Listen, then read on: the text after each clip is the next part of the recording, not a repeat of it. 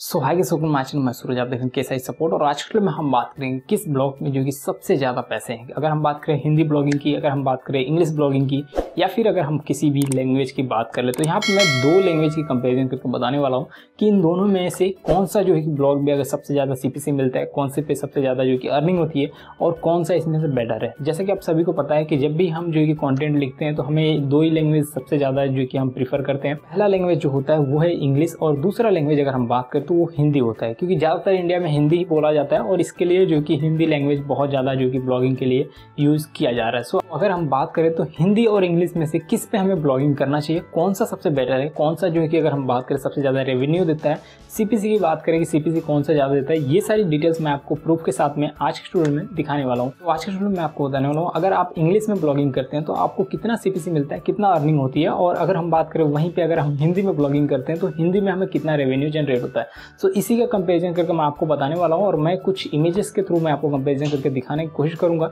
मैं आपको बताऊँगा कि सबसे ज़्यादा रेवेन्यू किस में होती है, ठीक है, किस में आपको सबसे ज़्यादा रेवेन्यू ऑन कर सकते हैं अगर हम बात करें हिंदी या फिर इंग्लिश की। तो जैसा कि आप सभी को पता है कि हिंदी लैंग्वेज में जो लोग भी आर्टिकल लिखते हैं, जितने लोग भी आर्टिकल लिखते हैं उसकी CPC बहुत कम होती है। अगर हम बात करें कंपेयर करें इंग्लिश से तो बहुत ज़्यादा नहीं होती है, क्योंकि इंग्लिश का जो CPC होता है वो बहुत हाई होता है और वो वर्ल्ड वाइड होने की वजह से वो लैंग्वेज ही वर्ल्ड वाइड है और वहाँ पे ज़्यादा से ज़्यादा विजिटर आने के चांसेस रहते हैं। और यहाँ पे सिर्फ और सिर्फ हिंदी जो अगर बात करें तो हिंदी वाले में सिर्फ और सिर्फ इंडिया से ही यहाँ पे अगर हम बात करें तो ऑडियंस आती है। सो ऐसे में सबसे ज़्यादा अगर हम बात करें CPC तो आपको CPC सबसे ज़्यादा मिलने वाली है यहाँ पे इंग्लिश में। तो अगर आप इंग्लिश पे काम करना चाहते हैं तो बहुत ही बेटर होगा, बहुत ही अच्छा रिजल्ट आपको मिलेगा। लेकिन एक बात का आपको ध्यान में रखना है कि जो इंग्लिश कंटेंट होते हैं उनको रैंक कराना भी बहुत ही आसान होता है, बहुत ही ईजिली उनको रैंक करा सकते हैं। और हिंदी कॉन्टेंट की अगर बात करें तो हिंदी कॉन्टेंट बहुत ही मुश्किल से रैंक होते हैं। हिंदी कॉन्टेंट में आपने देखा होगा बहुत जल्दी रैंक नहीं होता है, लेकिन अगर हम बात करें इसमें भी कुछ कैटेगरीज है, इसमें भी कुछ अगर हम बात करें कुछ ऐसे कीवर्ड्स हैं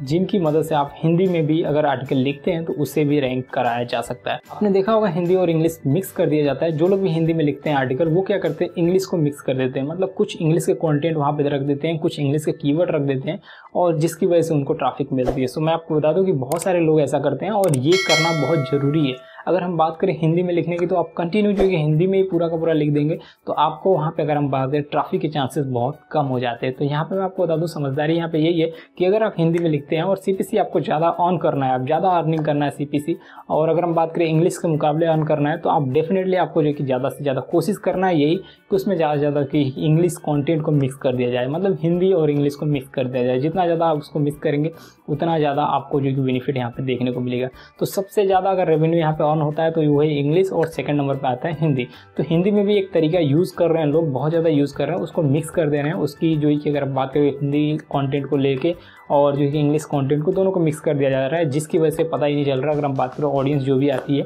उसको इंग्लिश के कंटेंट भी मिल जा रहे हैं और हिंदी में भी मिल जा रहा है, दोनों चीज़ें वहाँ पे अवेलेबल हो जा रही है। सो अगर हम बात करें तो वहाँ पे भी CPC की, तो CPC जो मिलता है वो इंग्लिश कंटेंट पे भी मिलता है ज़्यादा, लेकिन जो कीवर्ड हम यूज़ कर ले रहे हैं वो अगर हम बात करें तो वो बहुत ही हेल्पफुल होती है और बहुत ज़्यादा जो कि हमारे CPC को इंक्रीज़ करने में बहुत ज़्यादा मदद करती है, हमारे रेवेन्यू को इंक्रीज़ करने में बहुत ज़्यादा हेल्प करती है। सो आप जो कि अगर आप हिंदी में भी लिख रहे हैं तो कोई प्रॉब्लम नहीं है, आप हिंदी में भी लिख सकते हैं, आप किसी भी अदर लैंग्वेज में अगर लिख रहे हैं तो लिख सकते हैं, लेकिन कोशिश आपको यही करना है कि उसको मिक्स कर देना है, मतलब उसको इंग्लिश के साथ में थोड़ा बहुत, तो जितना हो सकता है आप जितना ज़्यादा मिक्स करेंगे उतना बेटर रिजल्ट आपको देखने को मिलेगा। मतलब ट्रैफिक की बात करें, ट्रैफिक भी बहुत अच्छी आएगी और जो CPC है वो इंक्रीज़ होते हुए आपको दिख जाएगा। सो आपको इस तरीके से काम करना है, इस तरीके से आपको इसको कंटिन्यू वर्क करना है और आपको एक ना एक दिन जो है कि बेनिफिट आपको देखने को मिल जाएगा। लेकिन यहाँ पे सबसे ज़्यादा यही होता है कि ज़्यादातर CPC जो मिलती है, ज़्यादातर अर्निंग मिलती है, ज़्यादातर अगर हम बात करें ज़्यादा से ज़्यादा जो कि मैक्सिमम CPC की, तो वो जो कि इंग्लिश कंटेंट पे ही मिलती है। तो आपको इंग्लिश कंटेंट पे भी अगर काम करते हैं तो बहुत ही बेटर होगा, और हिंदी पे अगर हम बात करें तो हिंदी पे भी आप काम कर सकते हैं, दोनों के दोनों बेस्ट हैं। सो आई होप जो कि आपको ट्यूटोरियल पसंद आएगी। हम लेकिन नेक्स्ट ट्यूटोरियल में बात करेंगे और नए टिप्स एंड ट्रिक के बारे में। ट्यूटोरियल कैसा लगा जो कि आप कमेंट करिए, लाइक कीजिए और जो कि शेयर करिए अपने दोस्तों के साथ में। और अगर आप फर्स्ट टाइम चैनल को विजिट करें, चैनल को सब्सक्राइब कीजिए, क्योंकि ब्लॉगिंग से रिलेटेड काफ़ी सारे ट्यूटोरियल मैं लेके आता रहता हूँ। सो थैंक्स फॉर वॉचिंग, मिलते हैं नेक्स्ट वीडियो में, तब तक के लिए।